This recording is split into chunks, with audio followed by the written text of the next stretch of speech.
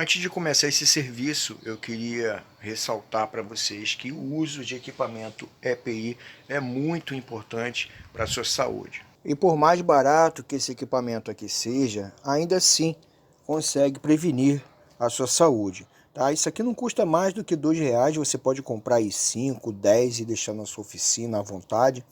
Esse óculos aqui não é um dos melhores, mas previne que nada acerte nos seus olhos.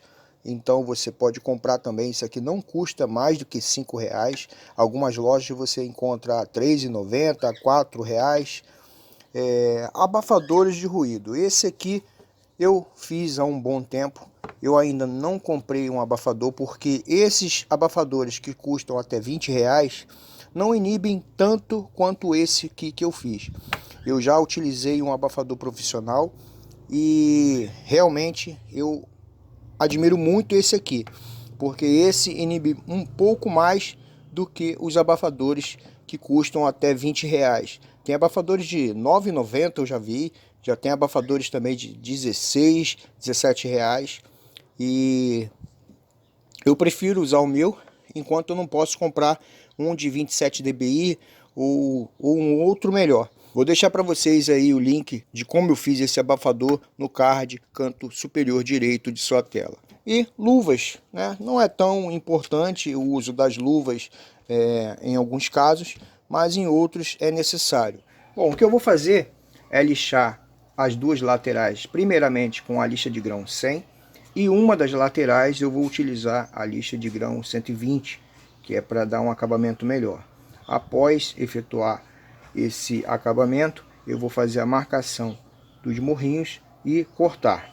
No desenho da estrutura que foi passada para mim, foi exatamente como eu fiz aqui, e eu não tenho uma referência de altura para a segunda montanha. Então o que eu vou fazer é uma diferença de altura de 5 centímetros dessa montanha aqui para a altura dessa. Como eu cheguei ao desenho perfeito dos picos, sem ter as dimensões necessárias no desenho principal. Só tinha a dimensão de largura e altura, que era 25 por 30.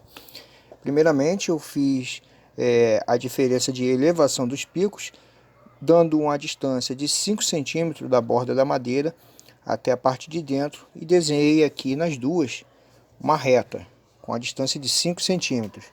Depois só foi dividir a largura da madeira por 3, porque eu tenho um espaço, 2, 3 espaços. Eu queria o centro desses espaços.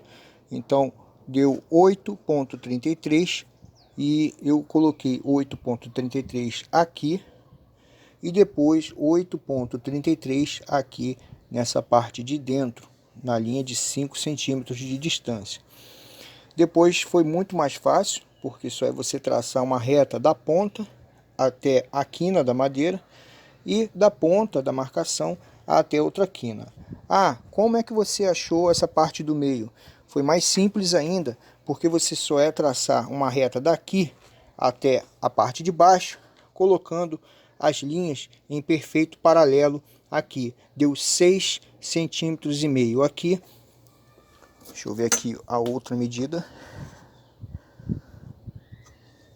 E daqui para cá deu 9,2. Então basta você seguir essa reta com 9,2 aqui embaixo também. E aí você tem o desenho dos picos por iguais, né? A elevação dos picos diferenciado, mas os picos saem perfeitos. Eu desenhei de cabeça para baixo, que eu achei mais fácil, e depois a gente inverte isso aqui. Agora vou levar a madeira para a usinagem, né, fazer os cortes e finalizar esse aqui. Ah, que bacana, Alex. Você colocou isso aí para mostrar que os picos ficaram certinhos e se encaixaram? Não, pessoal. Eu coloquei isso aqui por segurança na hora de lixar, para que não quebrasse a ponta do pico. Encaixado assim, né? Você passa a lixa e não corre o risco da lixa bater e quebrar o bico, né, do pico. Então eu encosto aqui. Pode ver que não ficou tão certinho assim, mas as duas peças estão idênticas quando você coloca uma ao lado da outra. Como eu vou colocar aqui, ó, ficaram certinhos, ó. Primeiramente eu fiz os quadros retangulares, depois as prateleiras em formato de pico e agora eu vou fazer os nichos triangulares em formato de pico. Foi muito engraçado ter iniciado esse vídeo com o meu amigo Alexandre ao lado de uma serra meia esquadria. Eu não tenho serra meia esquadria, então eu tive que me virar fazendo aqui um jig de corte angular, pois eu não sei o ângulo que seria o corte. Tive que desenhar, passar para o tamanho real na madeira e fazer, criar um jig de corte. Como eu só tinha a largura e a altura desse nicho, eu não tinha os ângulos para que eu pudesse fazer a usinagem, tive que criar esse jig de corte para efetuar a usinagem corretamente e não perder a armadeira. Mas Alex, como você conseguiu chegar à conclusão desse desenho tendo somente a altura e a largura? Foi bem simples, porque eu tinha a largura de 35 centímetros e tinha 3 picos, então eu dividi 35 por 4. Ah, por que você dividiu por 4 se você só tinha 3 picos?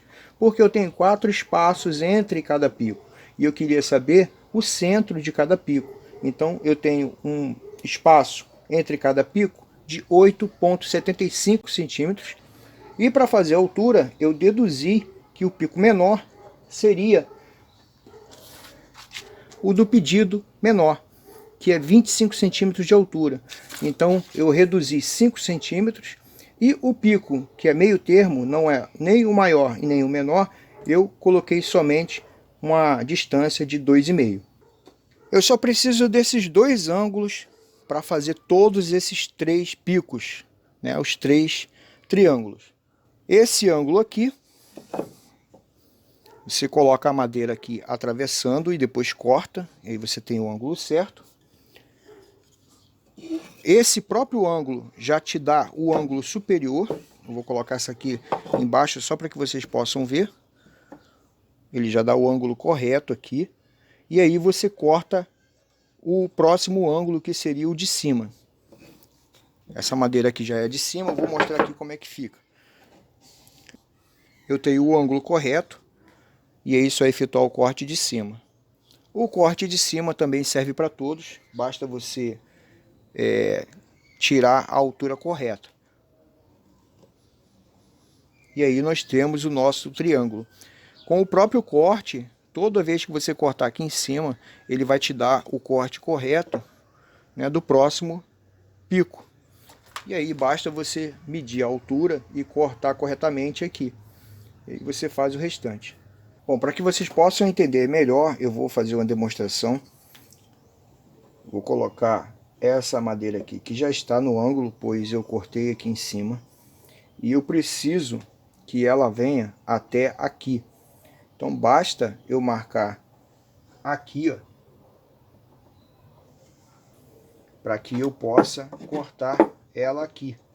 A marcação que eu fiz aqui será a distância dessa peça. Então depois só é prender ela e efetuar o corte.